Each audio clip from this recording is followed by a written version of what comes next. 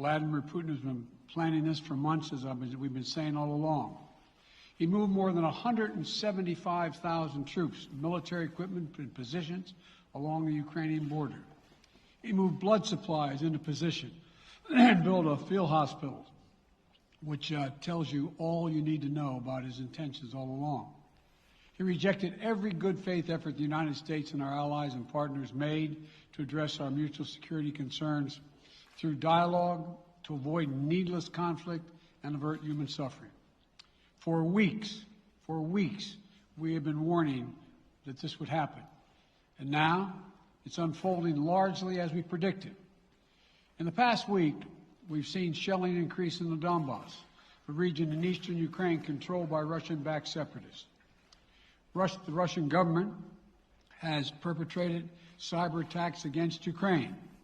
We saw a staged political theater in Moscow, outlandish and baseless claims that Ukraine was about to invade and launch a war against Russia, that Ukraine was prepared to use chemical weapons, that Ukraine committed a genocide.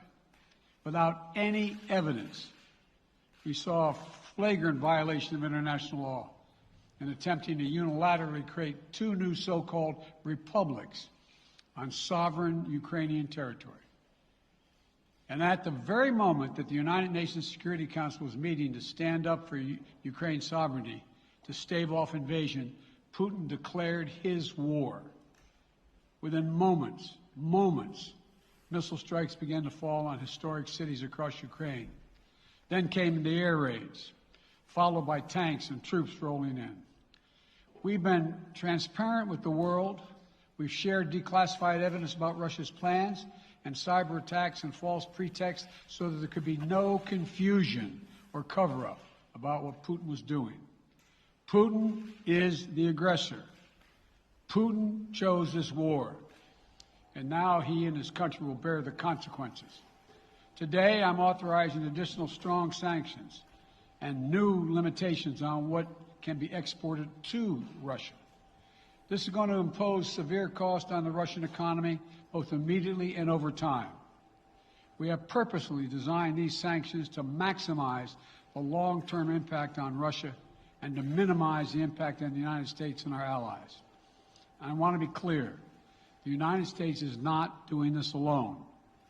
For months, we've been building a coalition of partners representing well more than half the global economy. 27 members of the European Union, including France, Germany, Italy, as well as the United Kingdom, Canada, Japan, Australia, New Zealand, and many others, to amplify the joint impact of our response. I just spoke with the G7 leaders this morning, and we're in full and total agreement. We will limit Russia's ability to do business in dollars, euros, pounds, and yen to be part of the global economy. We'll limit their ability to do that. We're going to stunt the ability to finance and grow the Russian military. We're going to impose and we're going to impair their ability to compete in high-tech 21st century economy. We've already seen the impact of our actions on Russia's currency and the ruble, which early today hit its weakest level ever in history. The Russia stock market plunged today. The Russian government borrowing rate spiked by over 15%. In today's actions, we've now sanctioned Russian banks that together hold around $1 trillion in assets. We've cut off Russia's largest bank, a bank that holds more than 1/3 of Russia's banking assets by itself, cut it off from the U.S. financial system. And today, we're also blocking 4 more major banks. That means every asset they have in America will be frozen. This includes VTB, the second largest bank in Russia, which has $250 billion in assets. As promised, we're also adding the names to the list of Russian elites and their family members that we're sanctioning as well. As I said on Tuesday, these are people who personally gain from the Kremlin's policies, and they should share in the pain. We will keep up this drumbeat of those designations against corrupt billionaires in the days ahead. On Tuesday, we stopped the Russian government from raising money from U.S. or European investors. Now we're going to apply the same restrictions to Russia's largest state-owned enterprises, companies with assets that exceed $1.4 trillion. Some of the most powerful impacts of our actions will come over time as we squeeze Russia's access to finances and technology for strategic sectors of its economy and degrade its industrial capacity for years to come. Between our actions and those of our allies and partners, we estimate that we'll cut off more than half of Russia's high-tech imports. It will strike a blow to their ability to continue to modernize their military. It will degrade their aerospace industry, including their space program. It will hurt their ability to build ships, reducing their ability to compete economically. And it will be a major hit to Putin's long-term strategic ambitions. And we're preparing to do more. In addition to the economic penalties we're imposing, we're also taking steps to defend our NATO allies, particularly in the East. Tomorrow, NATO will convene a summit. We'll be there to bring together the leaders of 30 allied nations and close partners to affirm our solidarity and to map out the next steps we will take to further strengthen all aspects of our NATO alliance.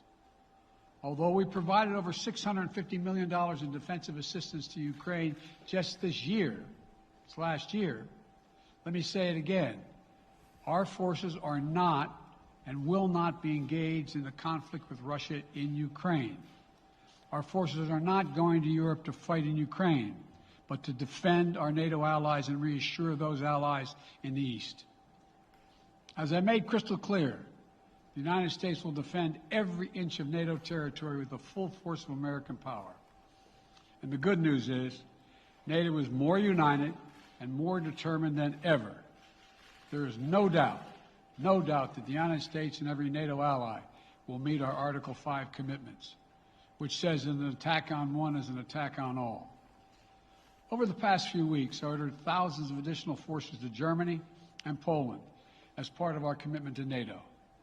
On Tuesday, in response to Russia's aggressive action, including its troop presence in Belarus and the Black Sea, I've authorized the deployment of ground and air forces already stationed in Europe to NATO's eastern flank allies, Estonia, Latvia, Lithuania, Poland, and Romania. Our allies have also been stepping up, adding the other allies, the rest of NATO, adding their own forces and capabilities to ensure collective defense. And today, within hours of Russia's unleashing its assault, NATO came together and authorized and activated an activation of response plans. This will enable NATO's high readiness forces to deploy and when and where they are needed to protect our NATO allies on the eastern boundaries of Europe. And now I'm authorizing additional U.S. force capabilities to deploy to Germany as part of NATO's response, including some of the U.S.-based forces that the Department of Defense placed on standby weeks ago. I've also spoken with Defense Secretary Austin and Chairman of the Joint Chiefs, General Milley, about preparations for additional moves should they become necessary to protect our NATO allies and support the greatest military alliance in the history of the world, NATO. As we respond, my administration is using the tools, every tool at its disposal, to protect American families and businesses from rising prices at the gas pump. You know, we're taking active steps to bring down the cost, and American oil and gas companies should not exploit this moment to hike their prices to raise profits. You know, in our sanctions package, we specifically designed to allow energy payments to continue. We are closely monitoring energy supplies for any disruption. We've been coordinating with major oil producing and consuming countries toward our common interest to secure global energy supplies. We are actively working with countries around the world to elevate collective release from the strategic petroleum reserves of major energy consuming countries. And the United States will release additional barrels of oil as conditions warrant. I know this is hard and that Americans are already hurting. I will do everything in my power to limit the pain the American people are feeling at the gas pump. This is critical to me. But this aggression cannot go unanswered. If it did, the consequences for America would be much worse. America stands up to bullies. We stand up for freedom. This is who we are. Let me also repeat the warning I made last week. If Russia pursues cyber attacks against our companies, our critical infrastructure, we are prepared to respond. For months, we've been working closely with the private sector to harden their cyber defenses, sharpen our ability to respond to Russian cyber attacks as well. I spoke last night to President Zelensky of Ukraine, and I assured him that the United States, together with our allies and partners in Europe, will support the Ukrainian people as they defend their country. We'll provide humanitarian relief to ease their suffering. And in the early days of this conflict, Russia propaganda outlets will keep trying to hide the truth and claim success for its military operation against a made-up threat. But history has shown, time and again, how swift gains in territory eventually give way to grinding occupations, acts of mass civil disobedience, and strategic dead ends. The next few weeks and months will be hard on the people of Ukraine. Putin has unleashed a great pain on them. But the Ukrainian people have known 30 years of independence. And they have repeatedly shown that they will not tolerate anyone who tries to take their country backwards. This is a dangerous moment for all of Europe, for the freedom around the world. Putin has committed an assault on the very principles that uphold the global peace. But now, the entire world sees clearly what Putin and his Kremlin allies are really all about. This was never about a genuine security concerns on their part. It was always about naked aggression, about Putin's desire for empire by any means necessary, by bullying Russia's neighbors through coercion and corruption, by changing borders by force, and ultimately by choosing a war without a cause. Putin's actions betray his sinister vision for the future of our world, one where nations take what they want by force. But it is a vision that the United States and freedom-loving nations everywhere will oppose with every tool of our considerable power. The United States and our allies and partners will emerge from this stronger, more united, more determined, and more purposeful. And Putin's aggression against Ukraine will end up costing Russia dearly, economically and strategically. We will make sure of that. Putin will be a pariah on the international stage. Any nation that countenances Russia's naked aggression against Ukraine will be stained by association. When the history of this era is written, Putin's choice to make a totally unjustifiable war on Ukraine will have left Russia weaker and the rest of the world stronger. Liberty, democracy, human dignity, these are the forces far more powerful than fear and oppression. They cannot be extinguished by tyrants like Putin and his armies. They cannot be erased from people's hearts and hopes by any amount of violence and intimidation. They endure. In the contest between democracy and autocracy, between sovereignty and subjugation, make no mistake, freedom will prevail. God bless the people of a free and democratic Ukraine. May God protect our troops. Mr. President. Associated Press, Zeke. Do you have any plans to speak with President Putin at this point? And what interactions have you had with the Russian government?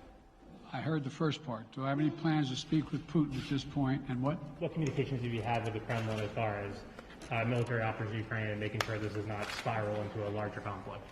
Well, it's a large conflict already. The way we're going to ensure it's not going to aspire to a larger conflict is by providing all the forces needed in the Eastern European nations that are members of NATO.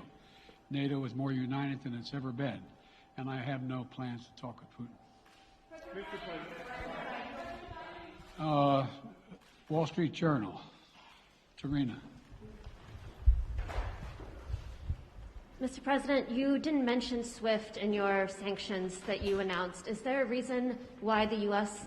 Isn't doing that? Is there a disagreement among allies regarding SWIFT and whether Russia should be allowed to be a part of it? The sanctions that we proposed on all their banks have of equal consequence, maybe more consequence than SWIFT, number one.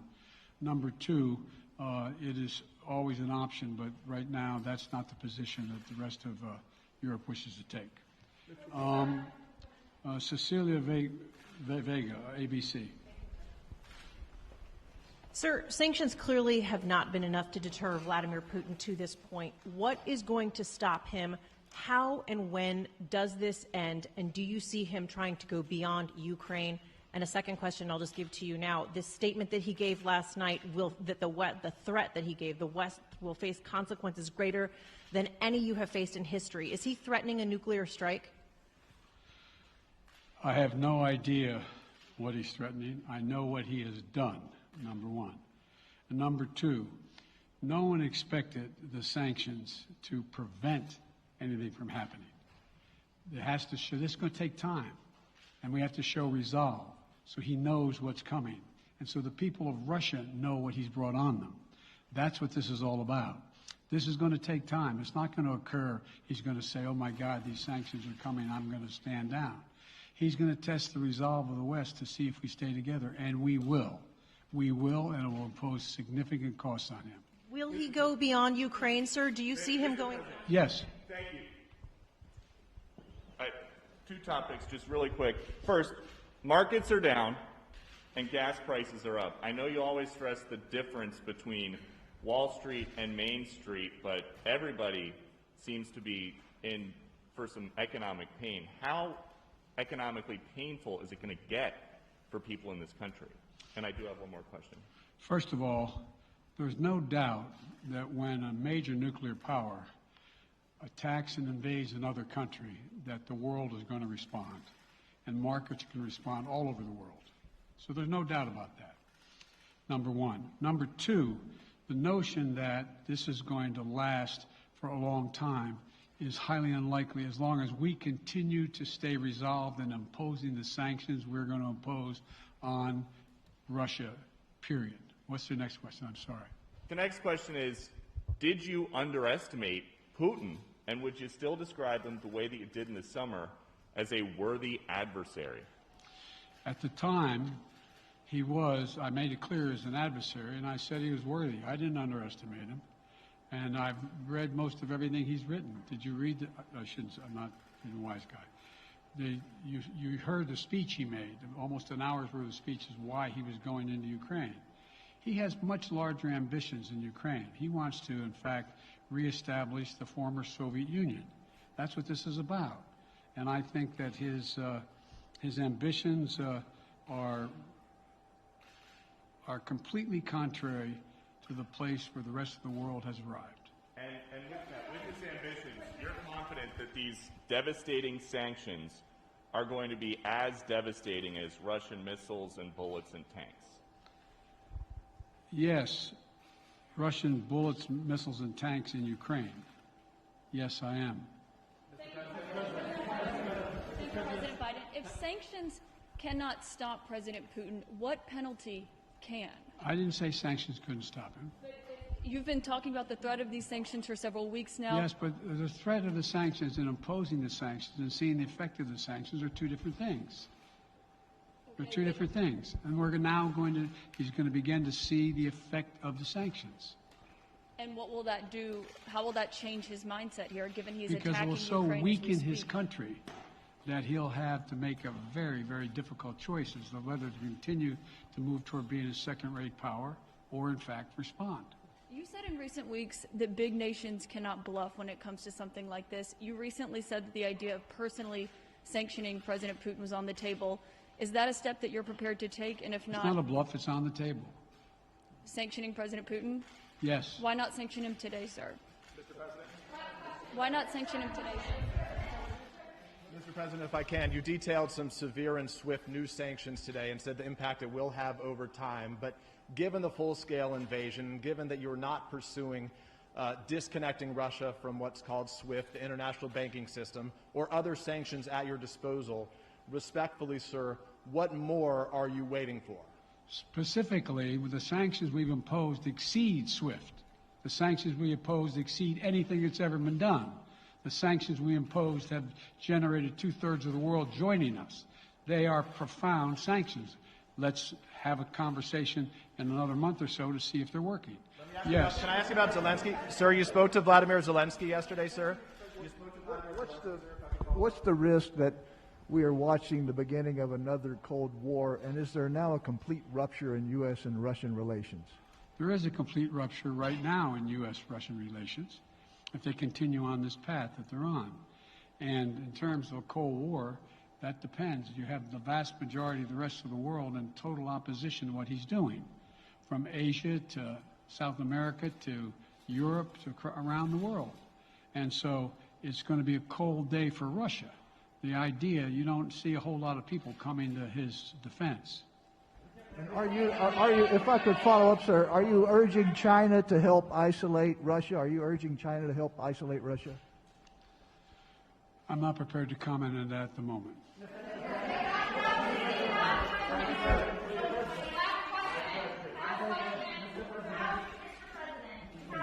No. Yeah. No. He's had his hand up a long time. Thank you, Mr. President. How concerned are you that Putin wants to go beyond Ukraine into other countries, and the U.S. will have to get involved if he moves into NATO countries? Well, if he did move into NATO countries, he will be involved. We will be involved. The only thing that I'm convinced of is if we don't stop now, he'll be emboldened. If we don't move against him now with these significant sanctions, he will be emboldened.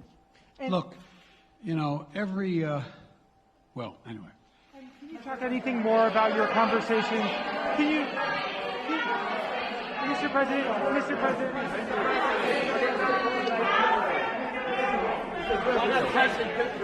Why not sanction Putin directly today? I'm sorry, I can't hear you.